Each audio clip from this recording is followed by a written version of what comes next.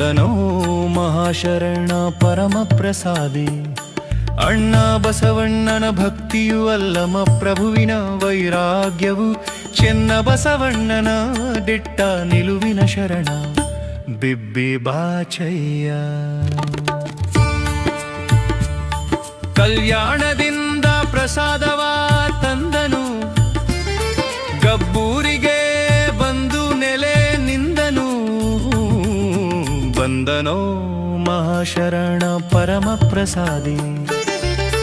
ಕಲ್ಯಾಣದ ಶರಣರ ಪ್ರಸಾದದ ಮಹತ್ವವ ಸಾರಿ ಹೇಳಿದನು ಈ ಜಗಕ್ಕೆ ಪರಮ ಪ್ರಸಾದಿ.